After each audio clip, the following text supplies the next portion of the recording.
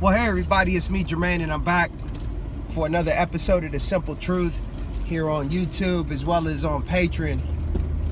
And it's been a minute since I've been out here and had the opportunity to speak about a couple of things. But the main thing I'm coming to talk about today is I really and truly want to chime in on what's going on in our society today,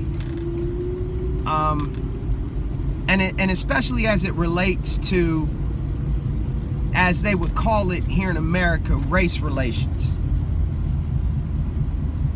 It is a known fact that here in the United States, racism is prevalent.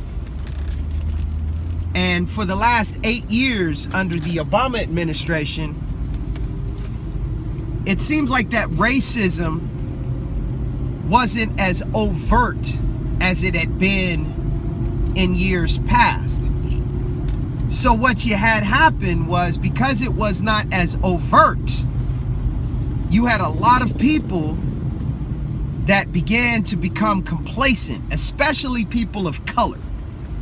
Because it wasn't as in the face of each individual, and because we had a black or African American president, many people of color began to believe, well, racism is over. We don't really have to worry about that stain or that black eye in this country again. And then we have the election of Donald J. Trump, and the same way that President Barack Hussein Obama was able to tap into the minority vote, so to speak, and become elected twice, that is, well, Donald Trump appealed to the quote-unquote disenfranchised white voters for the most part, and he was able to successfully win the White House. And once he won the White House, now we're under a climate where those that were not speaking, those that had a negative feeling toward what had happened 8 years prior, because of whom they voted for and who won the White House, now they believe that they have the power. They feel they've been empowered to speak up, speak out, and make clear that what was believed to be gone away or had served out its time, racism that is, now it has been given a voice. It has been given a very strong and bitter voice. And then you have the situation with Colin Kaepernick, who decided to take a knee. Initially he sat down, then he decided to take a knee when the national anthem was played, and the upheaval began. The stirring began. Many people in this country are not asking the question of why this man took a seat or kneeled, but it was more important that they began to name call, began to say that he was anti-American. But what he was doing and why he was doing, what he was doing was more important than why he was doing it. And to this day, even when it is discussed, it is never discussed about what the reason was for why he did what he did. He shed light on the fact that there were many unarmed, especially people of color, but mainly black people in this country that were killed by law enforcement. He was trying to bring attention to that. And yes, he may have had his shortcomings on certain things that were said or certain things that were done. One of the biggest things he did that alienated not only the people he alienated as far as taking a knee when the national anthem was, he alienated a whole group of people, Cuban people that is, when he wore, I think it was the first night of the protest, he wore a t-shirt that had Malcolm X on it and Fidel Castro. And he was later interviewed by a reporter of Cuban descent, and he really didn't have a full grasp when it came to how many people of Cuban descent have a visceral and a despising of former leader of Cuba who's now dead. He brought attention to the third stanza of the national anthem, which in and of itself should be a cause for concern.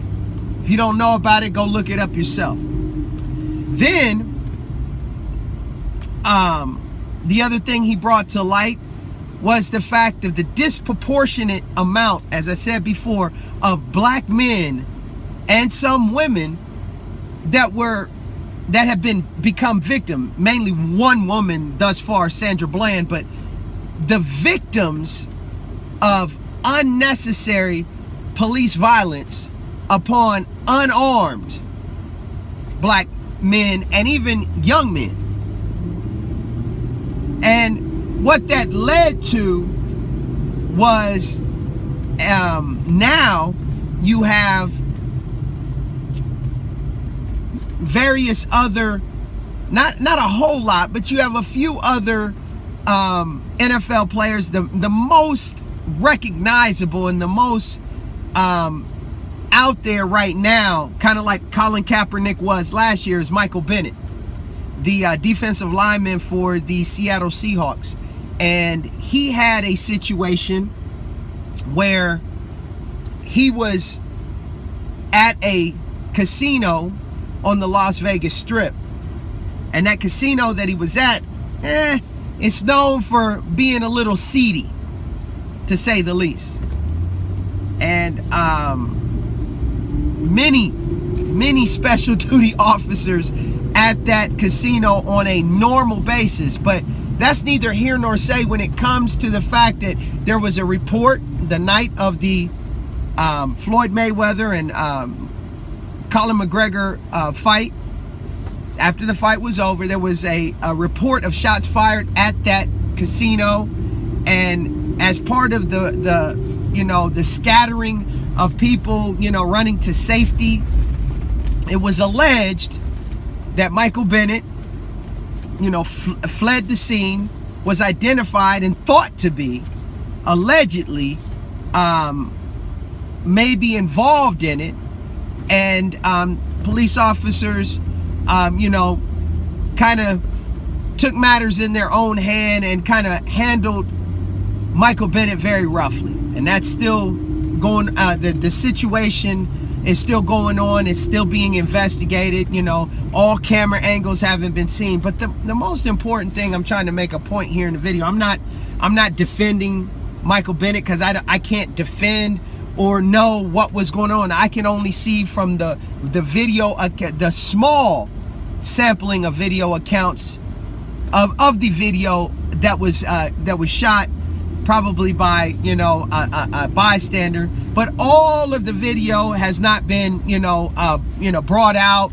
Not all of the statements have been taken. However, the most important part of the whole thing is the fact that we are still living in a society that does not want to accept the blatant disrespect by a section of its people, while another section of the people are diverting attention from the real issues.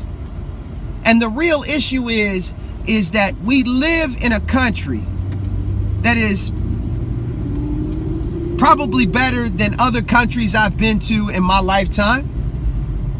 Probably one of the best. But yet, this country still has its problems.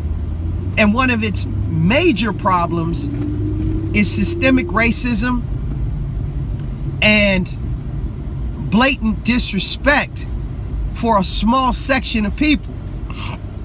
And until we get to the point where we recognize what the cause is and not the action that is being taken for the cause, this will continue to be a merry-go-round of he said, she said, not taking anything away from those who are making their protests known.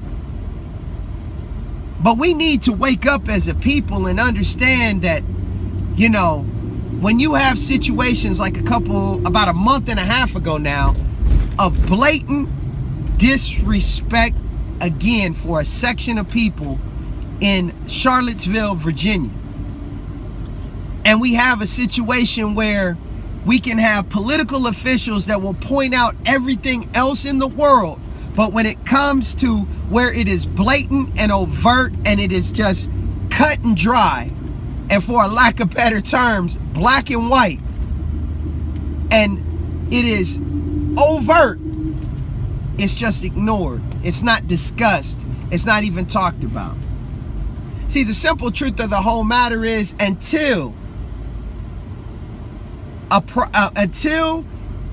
you accept, whether that's individually, whether that's as a group or even as a country, until you accept that you have a problem and you identify that problem, there is no way that there will ever be any type of resolution or healing that can come about. This has been the simple truth.